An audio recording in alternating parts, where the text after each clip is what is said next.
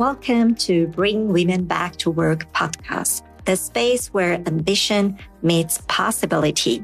Here we elevate the voices of women returning to the workforce, amplifying the leaders who champion them and challenge the system that hold them back.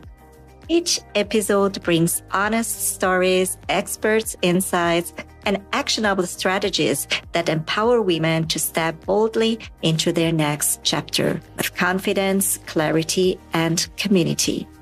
This isn't just a podcast, it's a movement to redesign the workplace for a future where women rise, lead, and thrive.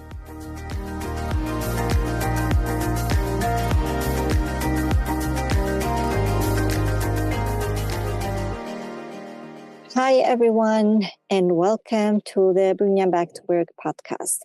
Part of we create this podcast was to build a space for women who have completed the Bring Women Back to Work program to share their story and their advice with other women in the community, and also with women anywhere in the world seeking inspiration as they make their way back to work after a career break. So in this episode, we are thrilled to have as our guest, or as my guest for today, a former Bring Women Back to Work participant, Fulya Arman. Fulya, welcome and thank you so much for having this time with me today. Thank you, Vanessa. It is really great to be here with you and become a part of the Bring Women Back to Work program. And thank you so much. Tell us a bit about yourself and your journey before joining the Bring Women Back to Work program. I am originally from Turkey, and in Istanbul, I spent 15 years building a career in the IT world, in international companies like Microsoft and Apple, which I loved the energy and the challenge. But in 2010, 16 years ago, my family faced a crossroads. My husband was offered a global role in Switzerland. It was supposed to be a short 2-year assignment, and it was a chance for our 2 sons to gain a global perspective. So we made a collective family decision to move to Switzerland temporarily for only 2 years. And at the time, I saw it as a temporary pause for me, a gift of time to spend with my family, with my sons, which I never had the chance. However, the short experience became our home. 2 years turned into 5 eventually turned into 16 this year. Oh, God. So actually what started like a short experience turned out to be a for good move. All right. So plans and life can change very quickly, right? And so do perspective and also, opportunities. So how did you feel at the time about thinking returning to work? So for the first few years, I was the anchor to my family. So I didn't even think about the working because it was a 2 years assignment. When 2 years extended to 3, I still didn't think about looking for a job because who would hire me for 1 year? So I stick to my family. But around year 6, I felt, okay, we are here for good. Now I need to return to my professional self. So I started applying, but the market was tough. So after facing a wave of rejections, I felt kind of hurt. And to be honest, I decided to stop. And now looking back, I think unconsciously I was protecting myself because getting rejections is not easy for anyone at any age. So in terms of returning work, I was kind of vulnerable. I felt a mix of longing to work, but fear also. I wanted to work, not because I had to, but because I missed that part of my identity. But the rejections made me doubt my worth. And I started to wonder, am I still capable professional as I was in Turkey? At home, I was valued, well respected. I had my friends, but in the job market, I felt invisible. Partly because I didn't have any business network in Switzerland as well. Yeah. And I understand that fear and also that you start to judging about yourself, right? And I believe your self-confidence started to suffer And how did you discover bringing back to work? What motivated you at the end to apply to the program? So first, I want you to take back to March 2020. I don't know if you remember what it meant. Yes. It was just the start of the COVID. Yeah, it was lockdown. I remember because I was super motivated to start the program, and everything was prepared, but not for a shutdown. Yeah, I expected. So no one was prepared for it. And at that time, I had finally taken that first big step. I completed a university return to work program with paying a huge money to the university and landed a returnship at a major multinational company. I was so hopeful. I thought, this is it. This is my door back in. This returnship will turn into a higher employment for me. But as you already said, life is what happens to you while you are making other plans. COVID hit, the world stopped, hiring was frozen everywhere. And I was in a company of 50,000 people, in an international one, where even a single hire required CEO approval.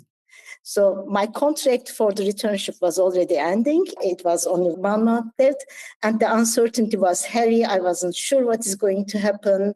And I felt like, okay, I tried, but I failed. I just managed to do the returnship. And I was checking LinkedIn. I saw a video on LinkedIn, and it was you. You were speaking with such passion about a new initiative to bring women back into tech, which I was looking forward to go back into tech. So you weren't just talking about jobs, you were talking about the movement. And I didn't hesitate. I think there was a link, or I wrote to you on the LinkedIn. I don't remember exactly what happened, but I applied immediately.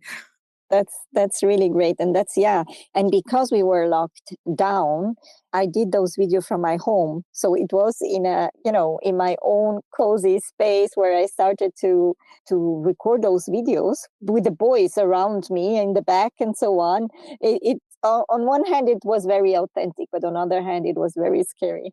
Yeah, but I still remember the picture behind you. Yeah. Oh, that's good, actually. And what was your experience like as a participant? Because obviously you applied and also you get approved for the program. So what did you learn about yourself? So being part of the first cohort was a unique experience because also you were learning how to develop the program. During the first introduction, I felt the energy of the team you built because it wasn't only you, it was lots of volunteers from Salesforce, it was partners, mentors. Everyone was so enthusiastic and ready to give up, ready to move this forward. So feeling that ambition coming from your side was really great. And I had actually my first real interview with one of the partners. Initially, I made it to the final 2 candidates. In the end, I think they mentioned German skills, but honestly, in my heart, I worried it was also my age and the 10-year gap at that time that prevented them to hire me. It was another rejection, but I was quite happy to have an interview because up to that time, I didn't even have the chance to have an interview other than the returnship program. And this is where the program changed everything for me because instead of going back into my shell and just closing the door and protecting myself, I went into the community because it was just during the training and enablement sessions, I met with other ladies and I realized something life-challenging. My experience was not a personal weakness. It was something that added value on my whole experience. And it wasn't personal also. It was generic to everyone who had a career break because of one reason. So the community actually helped me to focus on my objective rather than the rejection. So I found the courage to continue because of the community. And was that the moment during the program that was especially meaningful to you? The entire community, the people that believed in the mission, was that drives you this motivation to move on despite of having interviews and not getting the job? Yes, actually that one. Also, the training helped me because I was very good technically, but after 10 years of break and technology moving so fast, I dumped my skills also. And because we had the technical training and I was the first to pass the admin exam, I felt like, okay, it is something, I still have the foundation. All I need is enablement. Now, nothing serious has changed. Also, I always had the imposter syndrome, I think. And it was more during that time because I didn't have job. But when my mentor suggested a role at Salesforce, he felt like I was a perfect fit for the current role I am in. But my first instinct was to say no. I told him it is as German as a native language, and I am not German native. I will not be able to do it. And actually, that was the turning point because my mentor didn't just give me advice, he gave me courage, and also he organized a chat with the hiring manager to push me forward. So someone in the community trusted me more than I trust myself. So it was also a big value for me.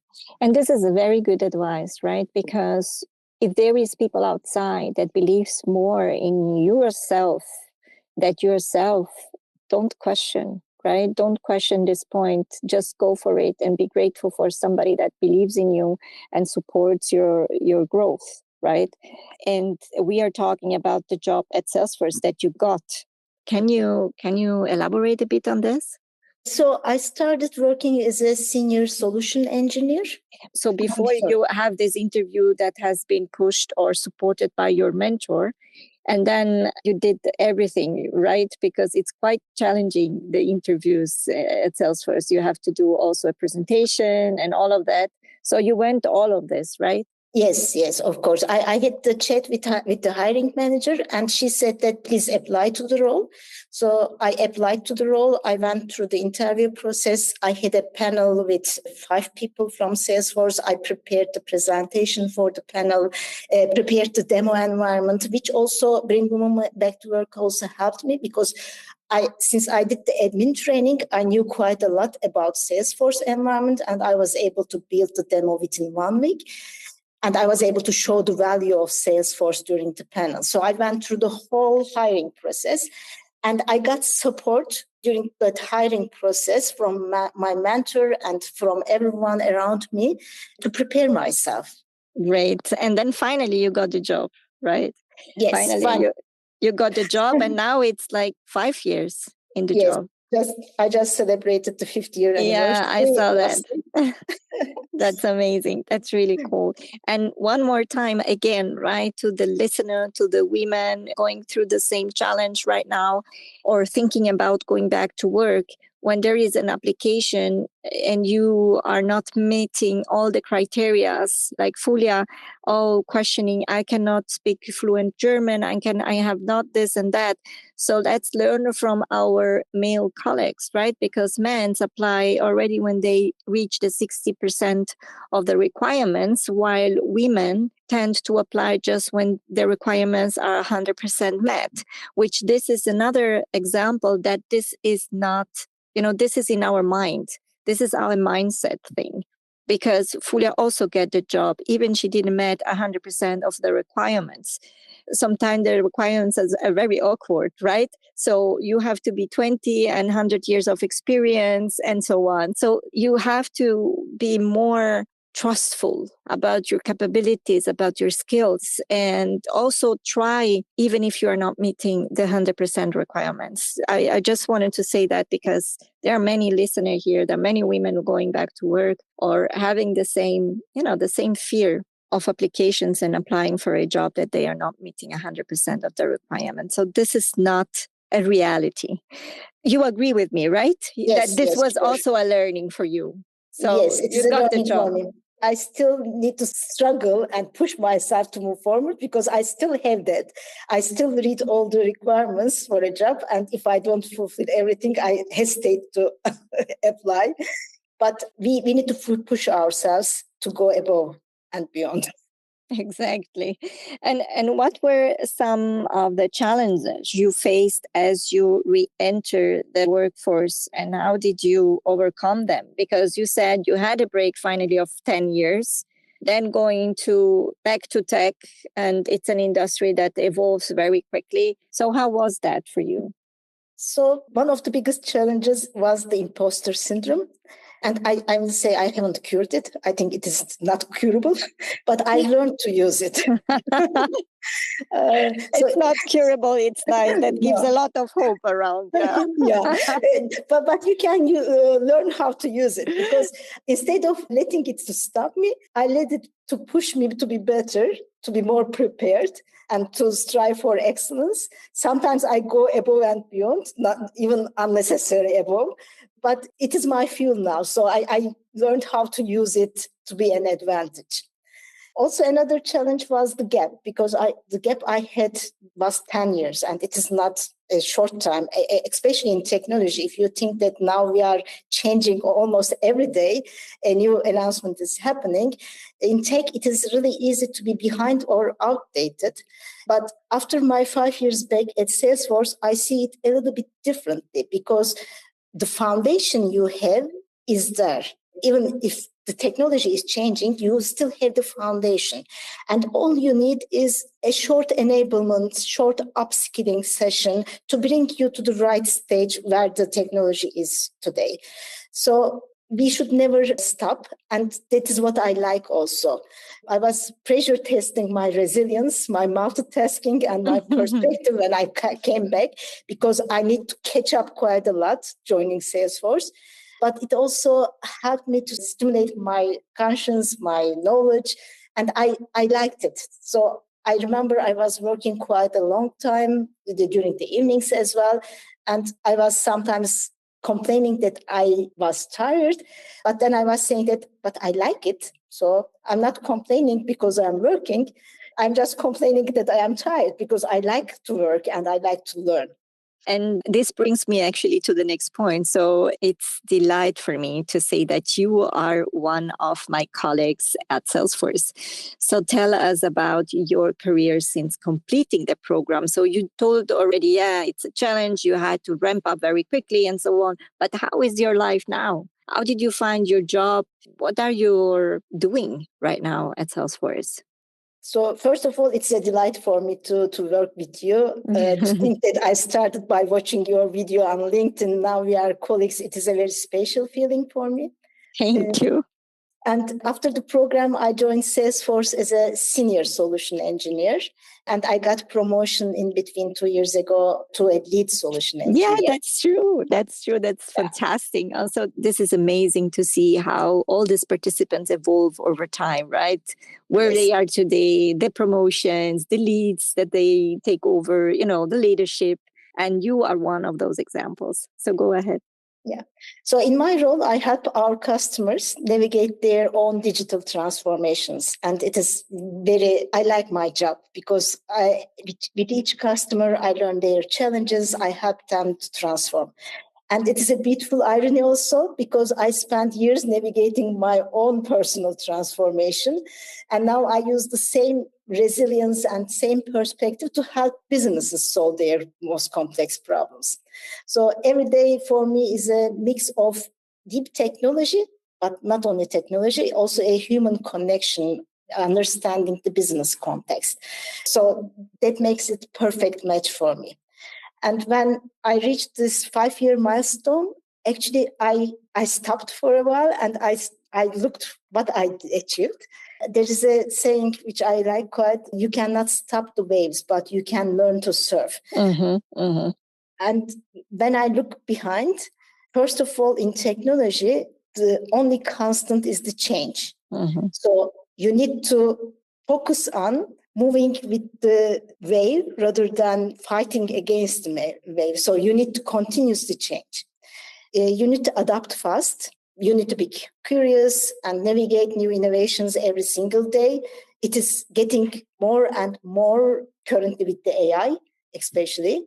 And finally, you need to stay present and not only focus on what you lost, but focus on the whole journey and celebrate all the big wins, losses, changes. So you need to really learn how to serve in this environment. Yeah, that's fantastic that you're saying that. And that's true, right? So you cannot change your surroundings.